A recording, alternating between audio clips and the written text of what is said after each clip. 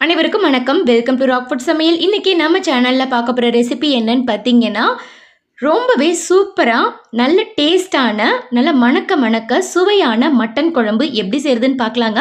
இந்த மட்டன் குழம்பை நல்லா கொதிக்க கொதிக்க இருக்கிற இட்லி சூடான சாதத்து கூட வச்சு சாப்பிட்டீங்கன்னா ரொம்பவே அட்டகாசமான ஒரு டேஸ்ட்டில் இருக்குங்க.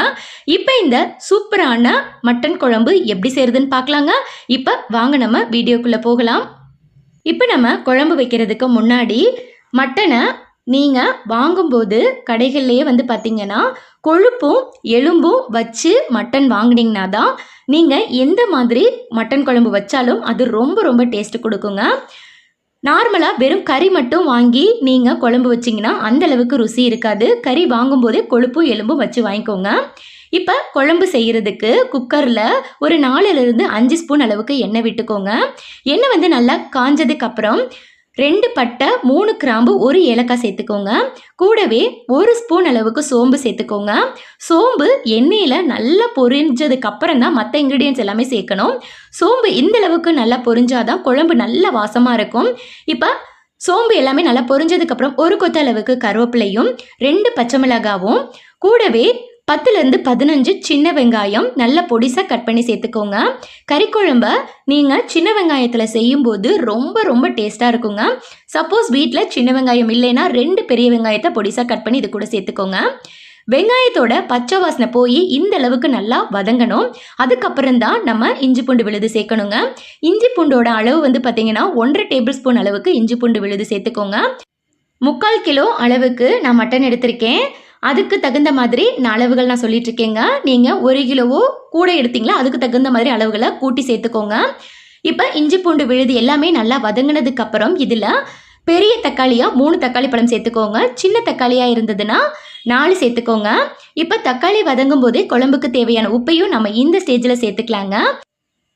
தக்காளி நல்ல குழைவாக வதங்குற வரையும் நல்லா வதக்கி விட்டுக்கோங்க. பாருங்கள், வெங்காயம் தக்காளி எல்லாமே இந்த அளவுக்கு நல்லா வதங்கி எண்ணெய் பிரிஞ்சு வர ஸ்டேஜில் தான் நம்ம மசாலா சேர்க்கணும். இப்போ மசாலான்னு பார்த்தீங்கன்னா 1/2 டீஸ்பூன் அளவுக்கு மஞ்சள் தூள், 1 டேபிள் ஸ்பூன் அளவுக்கு மிளகாத்தூள், 1.5 டேபிள் ஸ்பூன் அளவுக்கு மல்லித்தூள், 1 டேபிள் ஸ்பூன் அளவுக்கு மட்டன் மசாலா சேர்த்துக்கோங்க.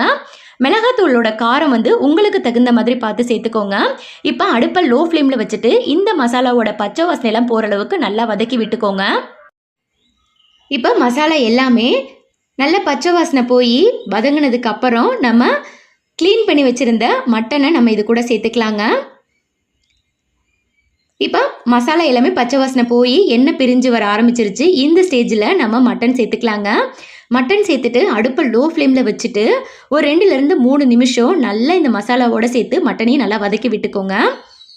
இப்போ இதை நல்லா வதக்குனதுக்கப்புறம் அடுப்பை லோ ஃப்ளேமில் வச்சுட்டு இதை அப்படியே விட்டுருங்க, எண்ணெய் பிரிஞ்சு வரட்டும்.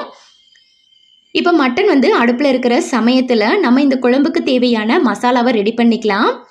இப்போ மசாலான்னு பார்த்தீங்கன்னா ஒரு 2லிருந்து 3 சில் தேங்காயை இந்த மாதிரி கட் பண்ணி சேர்த்துக்கோங்க. துருவன தேங்காயாக இருந்ததுன்னா ஒரு 7லிருந்து 8 ஸ்பூன் அளவுக்கு துருவன தேங்காய் எடுத்துக்கோங்க. கூடவே 1 டீஸ்பூன் அளவுக்கு கசகசா, 1 ஸ்பூன் அளவுக்கு சோம்பு, 1/2 ஸ்பூன் மிளகு, 1/4 டீஸ்பூன் அளவுக்கு ஜீரகம் சேர்த்துக்கோங்க.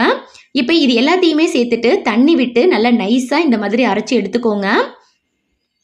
நீங்கள் எந்த அளவுக்கு நல்ல ஃபைன் பேஸ்ட்டாக அரைச்சி எடுக்கிறீங்களோ அந்தளவுக்கு குழம்பு ருசியாக இருக்குங்க. இப்போ வெந்துட்டுருக்கிற மட்டனில் நம்ம இந்த மசாலாவை சேர்த்துக்கலாங்க. சேர்த்துட்டு இதை நல்லா கலந்து விட்டுக்கோங்க. நம்ம தேங்காய் மசாலாவை பச்சையாக அரைச்சி சேர்த்துருக்கிறதுனால நம்ம கறியோடு சேர்த்து ஒரு 2-3 நிமிஷம் நல்லா வதக்கினாதான் அதோட பச்சை வாசனை எதுவுமே இருக்காது. இப்போ தேவையான அளவுக்கு தண்ணி விட்டு இந்த ஸ்டேஜில் உப்பு காரம் எல்லாமே செக் பண்ணிக்கோங்க. உங்களுக்கு எந்த அளவுக்கு குழம்பு தேவையோ அந்த அளவுக்கு தண்ணி நீங்கள் பார்த்து சேர்த்துக்கோங்க. இப்போ இது ஒரு 2-3 நிமிஷம் அப்படியே அடுப்பில் இருக்கட்டும். 2-3 நிமிஷம் கழித்து நம்ம குக்கரை மூடி ஒரு 4லிருந்து 5 விசில் வச்சு எடுத்துக்கலாங்க. இப்போ பார்த்தீங்கன்னா 5 விசில் வந்துருச்சு. ப்ரெஷர் எல்லாமே நல்லா இறங்கிருச்சு.